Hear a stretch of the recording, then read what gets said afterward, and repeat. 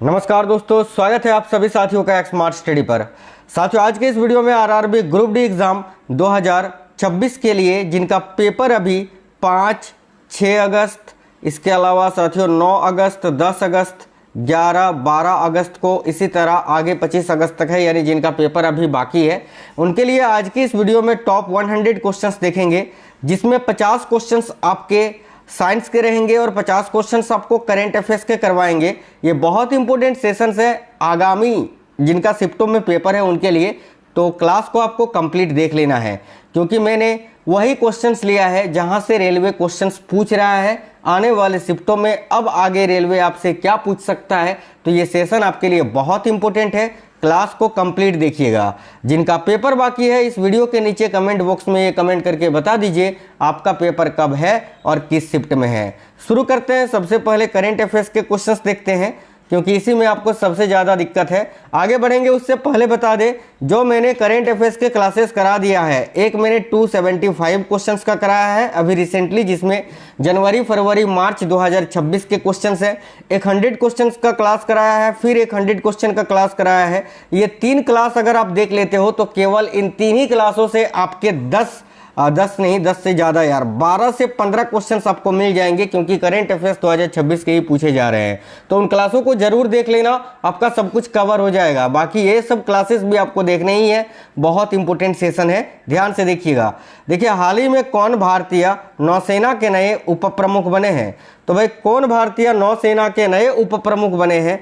तो Ajay Kochhar. Ajay Kochhar correct answer होगा, याद रखना। ये भारतीय नौसेना के नए उप प्रमुख बने हैं, याद रखिएगा। और अभी भारतीय नौसेना के 27वें प्रमुख कौन बने हैं? तो याद रखना, कृष्णा स्वामीनाथन जी। चलिए अगला सवाल देखिएगा। हाल ही में कौन भारत का 5वां पूर्ण साक्षर राज्य बना है? तो हाल ही में भारत का 5वां पूर्ण साक्षर राज्य कौन सा बना है? तो याद रखेंगे सिक्किम। सिक्किम जो है ये भारत का 5वां पूर्ण साक्षर राज्य है साथियों, याद रखना। हाल ही में किस खेल से संबंधित भारतीय खिलाड़ी श्याम लाल मीना का 61 वर्ष की उम्र में निधन हो गया? यह श्याम लाल मीना, इनका संबंध था तीरंदाजी से, अभी इनका 61 वर्ष की आयु में निधन हो गया, याद रखिएगा। हाल ही में प्रसिद्ध व्यक्तित्व बशीर चंद्र का 91 वर्ष की उम्र में निधन हुआ, वे कौन थे? ये बशीर चंद्र जी हैं, इनके अभी निधन हो गया 91 वर्ष की आयु में। ये कौन थे? तो भारत के जाने माने एक शायर थे साथियों, शायरी क्या करते थे। Option number B correct answer होगा, शायर। कौन व्यक्ति हाल ही में उड़ीसा के नए राज्यपाल बने हैं? तो देखिएगा, उड़ीसा राज्य के नए राज्यपाल अभी कौन बने हैं? Option number C correct answer होगा, हरिबाबू कंभलपति। ये है हरिबाबू कंभलपति, उड़ीसा के नए राज्यपाल नियुक्त किए गए हैं। हाल ही में डीके शिव कुमार किस राज्य के नए मुख्यमंत्री बने हैं? तो डीके शिव कुमार जो है ये 18वें मुख्यमंत्री बने हैं, और किस राज्य के? तो याद रखेंगे कर्नाटक के। चलिए अगला सवाल देखिएगा। हाल ही में कौन पश्चिम बंगाल की पहली महिला मुख्य निर्वाचन अधिकारी बनी है? तो साथियों, पश्चिम बंगाल की पहली महिला मुख्य निर्वाचन अधिकारी कौन बनी है? तो नीलम मीना, याद रखिएगा। नीलम मीना जी जो है ये पश्चिम बंगाल राज्य की अभी पहली महिला मुख्य निर्वाचन अधिकारी बनी है, याद रखेंगे। हाल ही में किस राज्य में भारत का पहला निजी मेडिकल म्यूजियम खुला है? बताइएगा, भारत के किस राज्य में पहला निजी मेडिकल म्यूजियम खुला है? तो केरला में। केरल करेक्ट आंसर होगा, ठीक है। भारत का कौन सा राज्य है जहां पर पहला निजी मेडिकल म्यूजियम खुला है? तो केरल में, केरल करेक्ट आंसर होगा। हाल ही में संयुक्त राष्ट्र महासभा ने किस तारीख को दुनिया भर में, ठीक है, प्रतिवर्ष विश्व फुटबॉल दिवस मनाए जाने की घोषणा की? तो बताइएगा, हाल ही में संयुक्त राष्ट्र महासभा ने किस तारीख को दुनिया भर में विश्व फुटबॉल दिवस मनाए जाने की घोषणा की? तो 25 मई को। 25 मई, ऑप्शन नंबर ए आपका करेक्ट आंसर हो जाएगा। क्वेश्चंस मैं वही करवा रहा हूं जहां से रेलवे आपसे पूछ रहा है, जिन जिन टॉपिक से। बहुत ही इंपॉर्टेंट सेशन है। हाल ही में कुल कितनी हस्तियों को पद्म अवार्ड 2026 दिए गए? बताइए, हाल ही में कुल कितनी हस्तियों को पद्म अवार्ड 2026 दिए गए हैं? तो भाई याद रखना, कुल 131 हस्तियों को। भाई नेक्स्ट क्वेश्चन देखिएगा। हर वर्ष पूरी दुनिया में विश्व थायराइड दिवस ये कब मनाया जाता है? तो पूरी दुनिया में विश्व थायराइड दिवस किस तिथि को मनाया जाता है? करेक्ट आंसर यहाँ भी आपका होगा 25 मई को। और अभी मैंने आपको बताया था 25 मई को जो है यूनाइटेड नेशंस ने किस दिन को विश्व फुटबॉल दिवस के रूप में मनाए जाने की घोषणा की है? तो 25 मई को ही। आगे देखिए, प्रतिवर्ष 23 मई को किस जीव के बारे में जागरूकता फैलाने के उद्देश्य से दुनिया भर में एक दिवस मनाया जाता है? तो 23 मई को जो है ना विश्व कछुआ संरक्षण दिवस मनाया जाता है। Option number C correct answer होगा। हाल ही में कौन भारत के अब तक के सबसे तेज धावक बने हैं? तो देखिए, गुरिंदरवीर सिंह, जिन्होंने 10.09 सेकंड में अपना 100 मीटर का दौड़ पूरा किया। हाल ही में कौन सा यूरोपीय देश भारत के शुक्रयान मिशन में शामिल हुआ है? बताइए, इनमें से कौन सा यूरोपीय देश है जो भारत के शुक्रयान मिशन में शामिल हुआ है? तो स्वीडन। याद रखेंगे, स्वीडन करेक्ट आंसर होगा साथियों। Option number D. हाल ही में किसे बीएसएफ में नए उप महानिरीक्षक के रूप में नियुक्त किया गया है? तो बीएसएफ में नए उप महानिरीक्षक के रूप में किनको नियुक्त किया गया है? तो करेक्ट आंसर हो जाएगा सुरेंद्र कुमार झा जी को। सुरेंद्र कुमार झा राइट आंसर होगा। Option number A. कौन व्यक्ति हाल ही में आरबीआई के नए कार्यकारी निदेशक बने हैं? तो साथियों, आरबीआई यानी रिजर्व बैंक ऑफ इंडिया के नए कार्यकारी निदेशक अभी गुणवीर सिंह जी को नियुक्त किया गया है। याद रखेंगे, गुणवीर सिंह करेक्ट आंसर है। प्रतिवर्ष दुनिया भर में अंतर्राष्ट्रीय जैव विविधता दिवस किस तारीख को मनाया जाता है? तो अंतर्राष्ट्रीय जैव विविधता दिवस प्रत्येक वर्ष जो है ये 22 मई को मनाया जाता है। याद रखेंगे, 22 मई। किस देश की लेखिका यांग सुआंग जी ने इंटरनेशनल बुकर प्राइज 2026 जीता है? देखिए, इंटरनेशनल बुकर प्राइज 2026 को किसने जीता है? तो यांग सुआंग जी ने। ये किस देश की हैं? तो याद रखेंगे, ताइवान की हैं, ताइवान। अगला सवाल देख लेते हैं। कौन व्यक्ति हाल ही में unique identification authority of India के नए सीईओ बने हैं? तो बताइएगा, आधार जो है UIDAI के नए सीईओ अभी कौन बने हैं? तो सौरभ विजय जी। सौरभ विजय राइट आंसर होगा। हाल ही में किस देश ने अपने सर्वोच्च सम्मान order of the polar star से प्रधानमंत्री मोदी जी को सम्मानित किया है? बहुत इंपॉर्टेंट सवाल है। तो स्वीडन ने। स्वीडन का जो सर्वोच्च सम्मान है order of the polar star, इससे अभी मोदी जी को सम्मानित किया गया है। याद रखेंगे। हाल ही में किस राज्य में भारत का पहला समर्पित मानव हाथी संघर्ष अनुसंधान केंद्र स्थापित किए जाने की घोषणा हुई? तो बताइएगा, हाल ही में किस राज्य में भारत का पहला समर्पित मानव हाथी संघर्ष अनुसंधान केंद्र स्थापित किए जाने की घोषणा हुई है? तो झारखंड में, झारखंड। हाल ही में अली फाली कादिम अल जेदी ये किस खाड़ी देश के नए प्रधानमंत्री बने हैं? तो अली फाली कादिम अल जेदी जो है, याद रखेंगे, इराक देश के नए प्रधानमंत्री बने हैं। हाल ही में 16 मई 2026 को किस पूर्वोत्तर राज्य ने अपना 51वां स्थापना दिवस मनाया? तो साथियों, 16 मई 2026 को इनमें से कौन सा पूर्वोत्तर राज्य है जिसने अपना 51वां स्थापना दिवस मनाया? तो देखिएगा, करेक्ट आंसर हो जाएगा सिक्किम ने। भाई, सिक्किम करेक्ट आंसर होगा। किस राज्य की सरकार ने महिलाओं को आर्थिक सहायता देने हेतु अन्नपूर्णा भंडार योजना शुरू की है, जिसके तहत प्रत्येक माह 3000 रुपये की आर्थिक सहायता दी जाती है महिलाओं को? तो देखिए, करेक्ट आंसर यहाँ आपका क्या हो जाएगा? तो पश्चिम बंगाल ने, पश्चिम बंगाल। नेक्स्ट क्वेश्चन है, किस महिला क्रिकेटर को अप्रैल 2026 के लिए ICC player of the month का सम्मान मिला है? तो ICC player of the month का सम्मान अप्रैल 2026 के लिए किसे मिला है? तो देखिए, लॉरा वोलवाइट्स को, जो कि दक्षिण अफ्रीका की हैं। Option number B right answer होगा। किस पुरुष क्रिकेटर को अप्रैल 2026 के लिए ICC player of the month का सम्मान मिला है? तो देखिए, करेक्ट आंसर बांग्लादेश के नाहिद राणा को, नाहिद राणा। आगे नेक्स्ट क्वेश्चन है, हाल ही में वीडी सतीशन केरलम राज्य के अब तक के कौन से वे मुख्यमंत्री बने हैं? तो वीडी सतीशन केरल के नए मुख्यमंत्री बने हैं। और ये कितनेवें नंबर के मुख्यमंत्री हैं केरल के? तो 13वें। केरल का नया नाम केरलम है, ये आपको याद रखना है। हाल ही में एन रंगास्वामी केंद्र शासित प्रदेश पुडुचेरी के अब तक के कौन से भी बार मुख्यमंत्री बने हैं? तो याद रखिएगा, 5वीं बार। चलिए नेक्स्ट क्वेश्चन देखिए, प्रतिवर्ष दुनिया भर में इंटरनेशनल नर्स डे किस तारीख को मनाया जाता है? तो अंतर्राष्ट्रीय नर्स दिवस ये प्रत्येक वर्ष किस तिथि को मनाया जाता है? तो 12 मई को मनाया जाता है। हाल ही में रुमेन रादेव किस देश के नए प्रधानमंत्री बने हैं? तो देखिए, रुमेन रादेव जो है ना, अभी किस देश के नए प्रधानमंत्री बने हैं? तो बुल्गारिया के। Option number A correct answer हो जाएगा साथियों। अगला सवाल है, कौन व्यक्ति हाल ही में steel authority of India limited यानी सेल के नए चेयरमैन व प्रबंध निदेशक बने हैं? तो अशोक कुमार पांडा। अशोक कुमार पांडा करेक्ट है। प्रतिवर्ष पूरे भारत में राष्ट्रीय प्रौद्योगिकी दिवस मई महीने के किस तारीख को मनाया जाता है? तो प्रतिवर्ष पूरे भारत में राष्ट्रीय प्रौद्योगिकी दिवस 11 तारीख को या 11 मई को मनाया जाता है। कौन व्यक्ति हाल ही में भारतीय नौसेना के नए प्रमुख बने हैं या 27वें प्रमुख बने हैं? तो कृष्णा स्वामीनाथन जी। नेक्स्ट क्वेश्चन देखिए, हाल ही में एन.एस. राजा सुब्रमणी भारत के अब तक के कौन से वे CDS अर्थात चीफ ऑफ डिफेंस स्टाफ बने हैं? याद रखिएगा तीसरे। देखिए, अगर आप लोगों ने वीडियो को लाइक नहीं किया है तो सभी साथी क्लास को जरूर लाइक करिएगा साथियों, क्योंकि आपके लिए इतनी मेहनत करते हैं, आप एक लाइक करते हैं तो उससे हमें मोटिवेशन मिलता है। हाल ही में सी जोसेफ विजय भारत के किस दक्षिणी राज्य के नए मुख्यमंत्री बने हैं? तो सी जोसेफ जो है भारत के किस दक्षिणी राज्य के नए मुख्यमंत्री बने हैं? तो तमिलनाडु के। इनकी पार्टी का नाम ऑलरेडी आपसे पूछा जा चुका है, टीवी के, आप याद रखेंगे। देखिए, हाल ही में हेमंत बिस्वा शर्मा भारत के किस उत्तर पूर्वी राज्य के दूसरी बार मुख्यमंत्री बने? तो भाई ऑप्शन नंबर 1 करेक्ट आंसर होगा, असम के। कौन व्यक्ति हाल ही में पश्चिम बंगाल के नए मुख्यमंत्री बने हैं? तो शुभेंदु अधिकारी। नेक्स्ट है, कौन व्यक्ति हाल ही में केंद्रीय फिल्म प्रमाणन बोर्ड के नए अध्यक्ष बने हैं?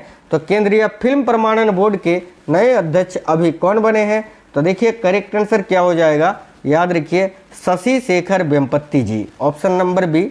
हाल ही में किस बैडमिंटन टीम ने भाई थॉमस कप 2026 जीता है? तो थॉमस कप 2026 का खिताब किसने जीता है? चीन ने। और याद रखना, उबेर कप, ठीक है, उबेर कप जो कि महिलाओं का बैडमिंटन होता है, ये किसने जीता है?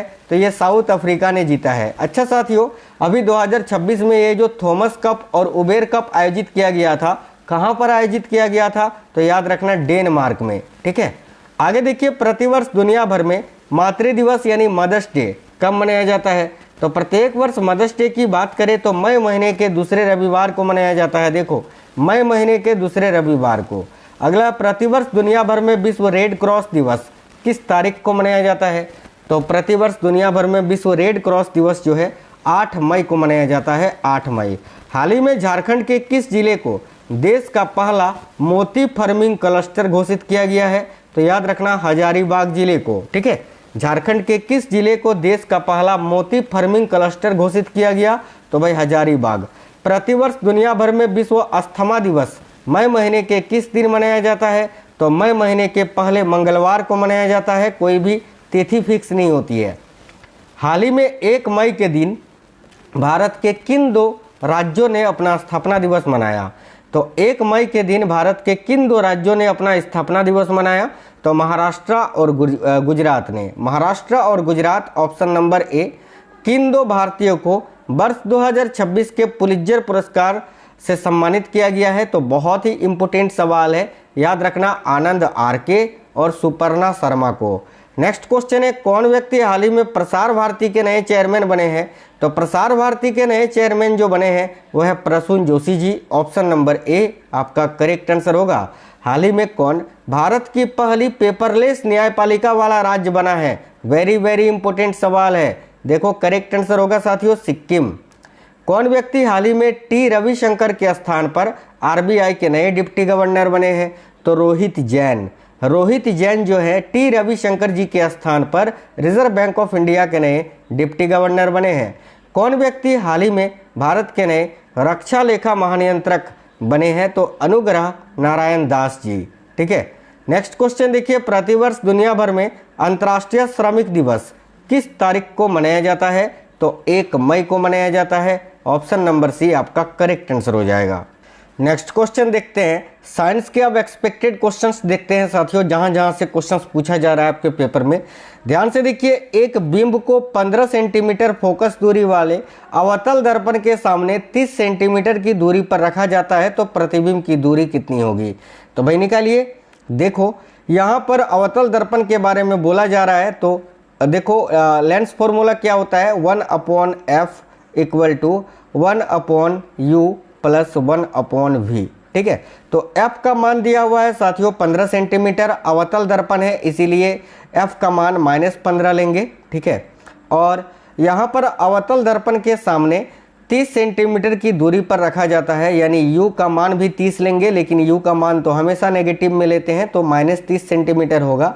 और आपको b का मान निकालना है बेसिकली, तो मान रखते जाइए, ठीक है। 1/f यानी 1/15 या फिर -1/15 हम कह सकते हैं, बराबर 1/u, ठीक है। तो 1/u का मान कितना दिया हुआ है, तो -30 यानी -1/30 प्लस 1/v, ठीक है। तो इसको सॉल्व करोगे ना, तो देखो 1/v इक्वल टू हो जाएगा साथियों, क्या हो जाएगा आपका, तो भाई एक तो आपका हो जाएगा 1/30 और इधर -1/5, ठीक है। इसको सॉल्व करिएगा ना साथियों, यहाँ पर स्पेस नहीं है, सिंपल सा है, सारा तो बता ही दिया।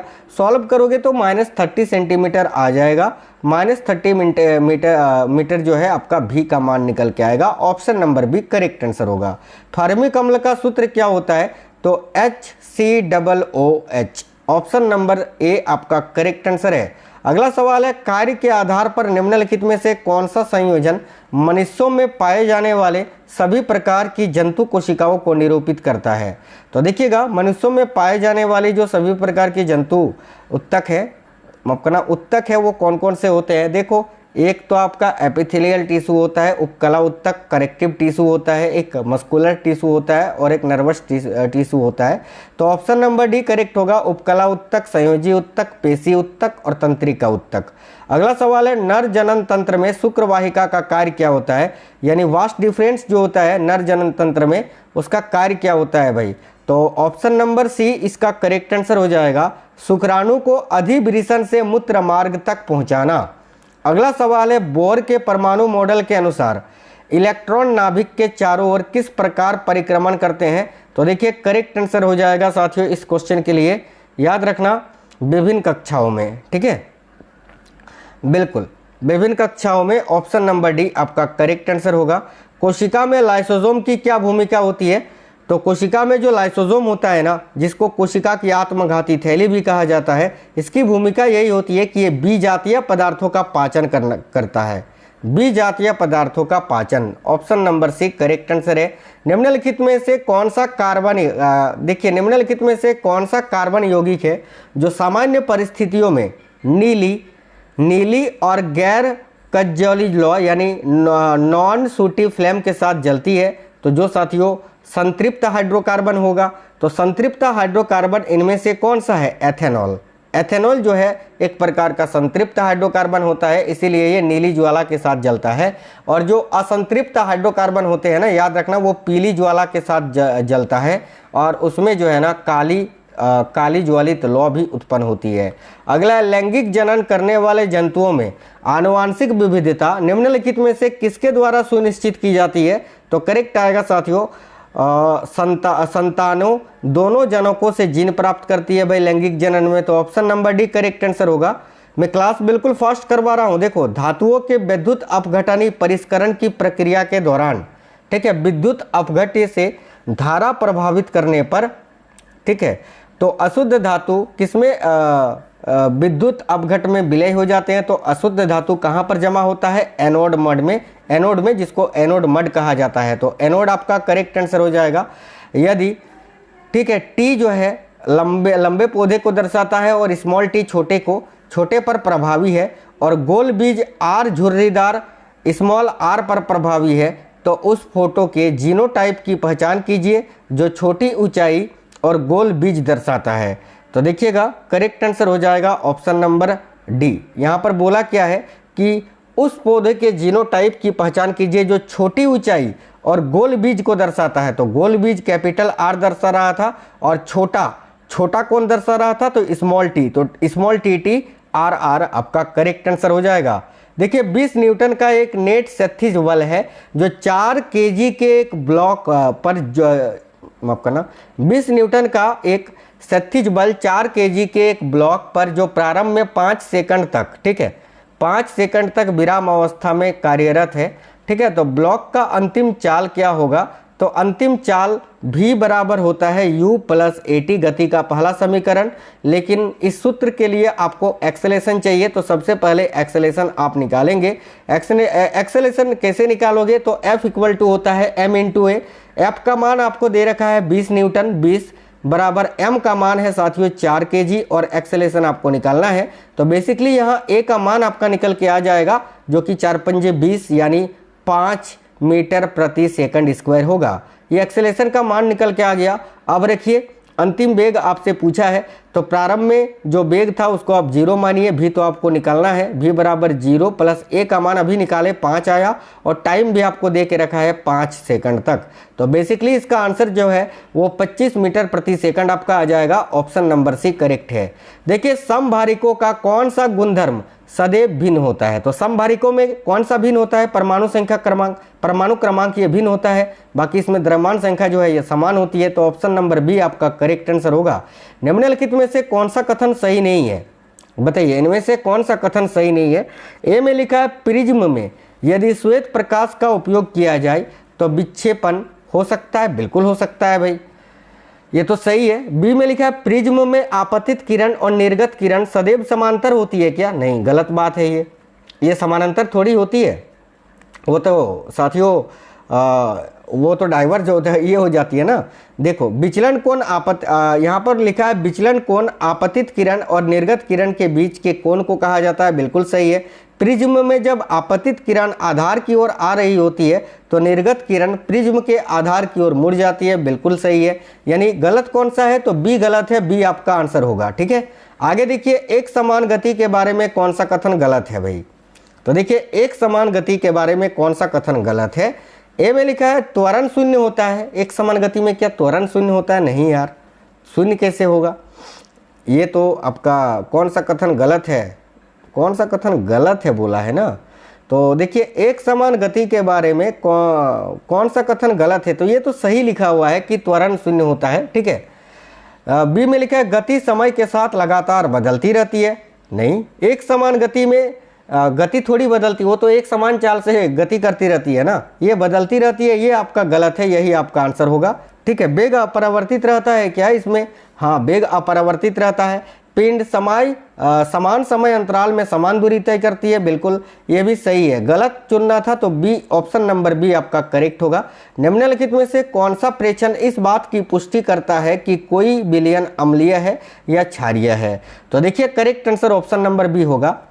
देखो अम्लीय माध्यम में साथियों मेथिल ऑरेंज का रंग जो है वो आपका लाल होता है और फिनोप्थिलीन जो होता है ना ये रंगहीन होता है और लिटमस लाल होता है। अम्लीय माध्यम में पूछा है तो याद रखना अम्लीय माध्यम में जो मेथिल ऑरेंज का रंग होता है वो लाल होता है, फिनोप्थिलीन जो होता है ये रंगहीन होता है और लिटमस जो है वो लाल होता है। बी आपका करेक्ट होगा। निम्नलिखित में से कौन से प्लास्टिड वाले वर्णक पौधों को पीला, नारंगी या लाल रंग प्रदान करते हैं? तो याद रखना क्रोमोप्लास्ट, ऑप्शन नंबर बी। आगे देखिए चुंबकीय क्षेत्र रेखाओं के बारे में कौन सा कथन सत्य है भाई? ए में लिखा है क्षेत्र रेखाएं ध्रुवों पर प्रतिच्छेद करती है।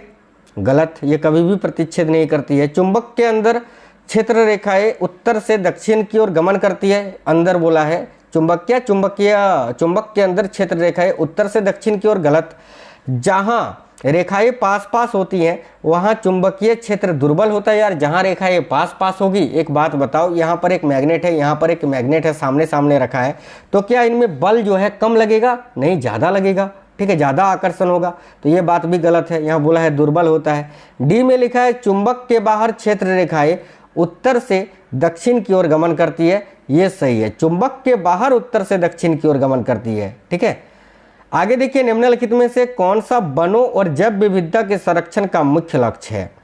तो भाई वनों और जैव विविधता के संरक्षण का मुख्य लक्ष्य क्या होता है? तो देखिए करेक्ट आएगा विरासत में मिली जैव विविधता को संरक्षित करना। ऑप्शन नंबर डी आपका करेक्ट आंसर हो जाएगा। ठीक है, अगला है निम्नलिखित में से किसे कार्बनिक यौगिक नहीं माना जाता? बताइए इनमें से किसको कार्बनिक यौगिक नहीं माना जाता है? तो भाई यहाँ जितने भी कार्बोनेट होते हैं इनको तो कार्बनिक यौगिक माना ही नहीं जाता है। तो यही आपका करेक्ट आंसर होगा, सोडियम कार्बोनेट। चलिए आगे देखिएगा, ग्रीन हाउस प्रभाव के लिए मुख्यतः कौन सी गैस उत्तरदायी है और जीवाश्म में ईंधन के दहन पर उत्पन्न होती है? तो देखो करेक्ट आएगा कार्बन डाइऑक्साइड गैस। अगला सवाल है, एक वस्तु को सीधे ऊपर की ओर फेंका जाता है, ठीक है, वह अधिकतम 20 मीटर की ऊंचाई तक पहुंचती है।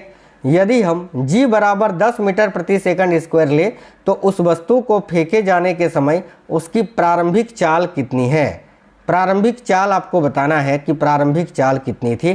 तो गति का तीसरा समीकरण लगाइए ना, v स्क्वायर बराबर u स्क्वायर, v स्क्वायर बराबर u स्क्वायर प्लस 2as। ठीक है, तो देखो v square basically v square नहीं, प्रारंभिक चाल u का मान निकालना है। ठीक है, तो v स्क्वायर, v का मान कितना दिया हुआ है साथियों, v का मान तो कुछ भी नहीं दे के रखा है, चलो 0 मान लेते हैं। u का मान भी आप यहाँ पर जो है ना, एक सेकंड, उसकी प्रारंभिक चाल पूछा है, u का मान ही तो आपको निकालना है ना यहाँ। तो ये फॉर्मूला, इस फॉर्मूला से आपका जो है ना गति का तीसरा समीकरण ही लगाइए आप। v स्क्वायर बराबर, देखो v स्क्वायर बराबर u का मान तो आपका 0 है, 0 प्लस 2as। तो 2a का मान, एक्सेलेरेशन का मान 10 मानिए आप यहाँ पर, और विस्थापन कितना हुआ 20 मीटर, तो 20 लिखिए। इधर v स्क्वायर बराबर कितना हो रहा है, तो साथियों 2 दूनी 4, 400 हो रहा है। तो v का मान बेसिकली आपका कितना हो जाएगा, 20 मीटर प्रति सेकंड हो जाएगा। तो ऑप्शन नंबर सी इस क्वेश्चन का करेक्ट आंसर हो जाएगा। देखिए, एक ही पदार्थ के दो तारों की लंबाई समान है लेकिन उनके अनुप्रस्थ परिच्छेद के क्षेत्रफलों का अनुपात 1:4 है, तो उनके प्रतिरोधों का अनुपात क्या होगा। जब भी ऐसा क्वेश्चन पूछे, ठीक है, तो ये जो अनुपात है इसको जस्ट उलट देना, 4:1 आपका करेक्ट आंसर होगा, ऑप्शन नंबर बी। अगला सवाल है, निम्नलिखित में से कौन सा विकल्प है जो तरंग के आयाम को सटीक रूप से परिभाषित करता है। बहुत ही इंपॉर्टेंट सवाल है। देखिए ऑप्शन नंबर सी, कण का अपनी माध्य स्थिति से अधिकतम विस्थापन। भाई नेक्स्ट क्वेश्चन है, एक मशीन t सेकंड में w जूल कार्य करती है, मशीन की शक्ति p वाट निम्नलिखित में से किस संबंध द्वारा सही रूप से दी गई है। तो पावर बराबर होता है वर्क अपॉन टाइम। ठीक है, बिल्कुल, कितना काम किया बटा कितना समय में किया। तो ऑप्शन नंबर बी इस क्वेश्चन का करेक्ट आंसर हो जाएगा। आगे देखिए, एक परमाणु में 11 प्रोटॉन, 11 इलेक्ट्रॉन और 10 न्यूट्रॉन है, तो उस परमाणु की द्रव्यमान संख्या क्या होगी। द्रव्यमान संख्या बराबर क्या होता है, तो प्रोटॉन प्लस न्यूट्रॉन की संख्याओं का योगफल। प्रोटॉन कितना है 11, न्यूट्रॉन कितना है 12, दोनों को जोड़ दीजिए 23 आपका मान निकल के आएगा, ऑप्शन नंबर डी। अगला सवाल देखिएगा, निम्नलिखित में से कौन सा कांच के प्रिज्म के द्वारा श्वेत प्रकाश के विक्षेपण के लिए उत्तरदायी है। तो कांच के प्रिज्म द्वारा श्वेत प्रकाश के विक्षेपण के लिए क्या उत्तरदायी है, ऑप्शन नंबर बी। कांच में विभिन्न रंगों के प्रकाश भिन्न भिन्न चालों से गमन करते हैं, बिल्कुल करेक्ट है, ऑप्शन नंबर बी। अगला, किसी विलयन को स्थायी तब कहा जाता है जब क्या हो। तो किसी भी विलयन को स्थायी कब कहा जाता है, जब वो अविच्छुबद्ध रहने पर भी विलय के कण नीचे नहीं बैठते हैं। बेसिकली देखो, जो समांगी मिश्रण होते हैं ना साथियों, उनको स्थायी कहा जाता है, स्थायी विलयन कहा जाता है। निम्नलिखित में से कौन सा विकल्प उदासीनीकरण अभिक्रिया को सर्वोत्तम रूप से वर्णित करता है। तो उदासीनीकरण अभिक्रिया जब अम्ल क्षार से अभिक्रिया करके लवण और जल देता है, option number C correct answer है। अगला, मनुष्यों में वृक्कों का यथार्थ स्थान क्या है। तो मनुष्यों में जो वृक्क पाए जाते हैं कहाँ पर पाए जाते हैं, देखिए करेक्ट आंसर होगा उदर में मेरुदंड के दोनों ओर। भाई ऑप्शन नंबर ए आपका करेक्ट आंसर है। जीवों की आबादी में विविधता मुख्यतः क्यों महत्वपूर्ण है, वेरिएशन क्यों महत्वपूर्ण है, यही बताना है। तो ऑप्शन नंबर बी, यह बदलती पर्यावरणीय परिस्थितियों में जीवित रहने की संभावना को बढ़ाता है। भाई चलिए, फ्लेमिंग के बाएं हाथ के नियम का उपयोग विद्युत मोटर में गति की दिशा निर्धारित करने के लिए किया जाता है। कौन सी उंगली बल या गति की दिशा को दर्शाता है। देखिए करेक्ट आंसर होगा अंगूठा, थंब, याद रखना। अगला, 20 ओम प्रतिरोध का एक विद्युत हीटर, ठीक है, देखो 220 वोल्ट आपूर्ति से जुड़ा हुआ है, 10 मिनट तक प्रचलित होता है, तो उत्पन्न उष्मा कितनी होगी। ठीक है, तो बेसिकली आसानी से निकल जाएगा। तो साथियों निकालिए, देखो इसका फॉर्मूला जो है ना, उत्पन्न उष्मा को निकालने का जो फॉर्मूला होता है वो होता है साथियों, एक तो आपका v square upon r into T. ठीक है, तो v स्क्वायर यानी 220 का स्क्वायर यानी 220 इंटू 220 हम कह सकते हैं। r का मान कितना है, तो 20 दे के रखा है, 20 ओम।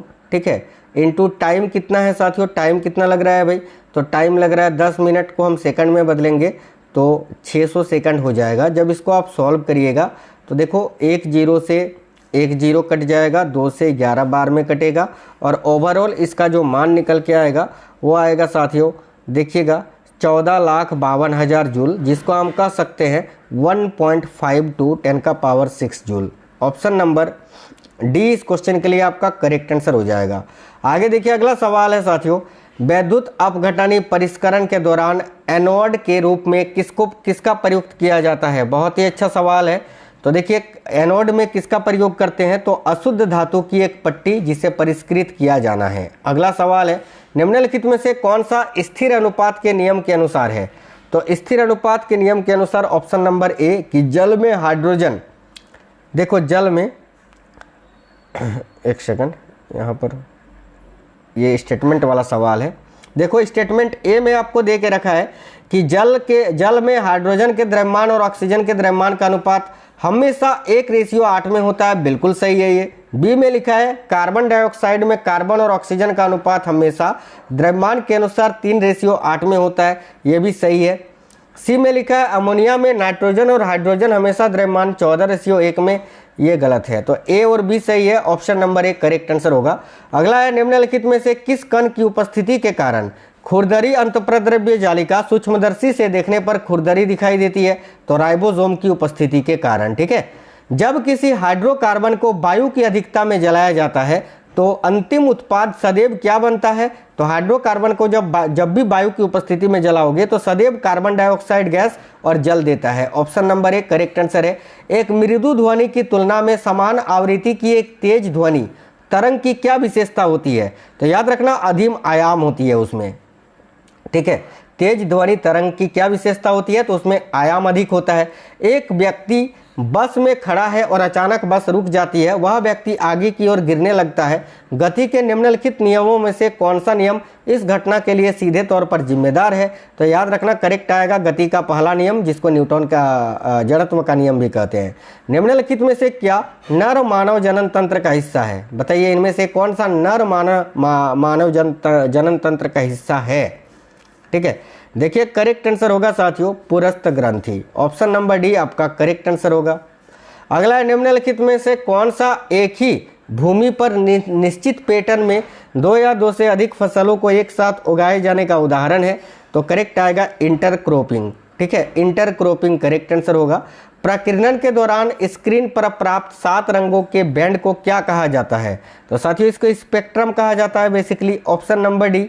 निम्नलिखित में से कौन सा कथन सूत्र इकाई को परिभाषित करता है। तो सूत्र इकाई देखिए एक आयनिक यौगिक की सूत्र इकाई में सभी परमाणुओं के परमाणु द्रव्यमानों का योग होता है। अगला है जब किसी पिंड का वेग बढ़ाकर, देखिए जब किसी पिंड का वेग बढ़कर अपने मूल मान से 2 गुना हो जाता है तो उसकी गतिज ऊर्जा पर क्या प्रभाव पड़ता है। जब किसी पिंड का वेग बढ़कर अपने मूल मान से 2 गुना हो जाता है ना, ठीक है, तो गतिज ऊर्जा पर क्या प्रभाव पड़ता है। तो ये मूल मान का 4 गुना हो जाता है भाई, option number C correct answer होगा।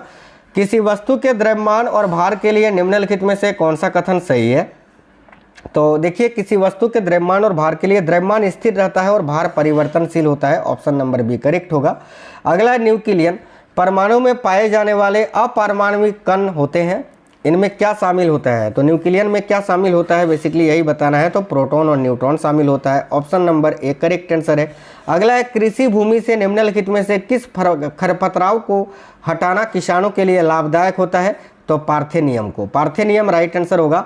एक तैराक पानी को पीछे की ओर धकेलता है, तैराक को आगे की ओर धकेलने वाला प्रतिक्रिया बल जो है वो किस प्रकार होता है। तो देखिए करेक्ट होगा पानी तैराक को आगे की ओर धकेलता है भाई, ऑप्शन नंबर बी क्रिया प्रतिक्रिया का नियम इसमें यहाँ लगता है। निम्नलिखित में से कौन सा कोशिका के संरचनात्मक संगठन का एक भाग नहीं है। तो बताइए कोशिका के संरचनात्मक संगठन का भाग इनमें से कौन सा एक नहीं है। तो हृदय, ऑप्शन नंबर सी करेक्ट होगा। आगे देखिए निम्नलिखित में से किस पादप की जड़ें नए पादपों को जन्म दे सकती है। तो इनमें से कौन सा पादप का जड़ है जो नए पादप को जन्म दे सकती है। तो देखिएगा करेक्ट आंसर यहाँ आपका हो जाएगा शकरकंद, ऑप्शन नंबर बी। यहाँ पर एक समीकरण दे के रखा है, असंतुलित अभिक्रिया है, इसको संतुलित करना है। तो बेसिकली ऑप्शन नंबर ए में ए जब यहाँ पर देखो यहाँ पर 2 रखोगे, यहाँ पर 7 रखोगे, यहाँ 4 रखोगे और यहाँ 6 रखोगे ना, तो बेसिकली देखना तो ये संतुलित हो जाएगा। तो ऑप्शन नंबर ए आपका करेक्ट आंसर हो जाएगा, ठीक है। तो साथियों ये बहुत इंपॉर्टेंट सवाल थे आगामी शिफ्टों के लिए, तो वीडियो को जरूर लाइक कर देना। और आज आपको कोई एक टॉपिक करवा देंगे शाम में या फिर हाँ शाम के टाइम, उसको आप ज़रूर देख लेना, ठीक है। आपको आज रैंकिंग करवा देंगे साथियों, या कोई एक टॉपिक आपको करवा ही देंगे रात में, उस वीडियो को भी आप जरूर देख लेना।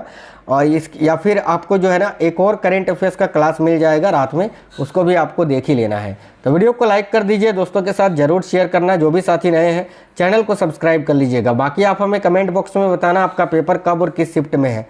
मिलते हैं नेक्स्ट वीडियो में। जय हिंद, वंदे मातरम।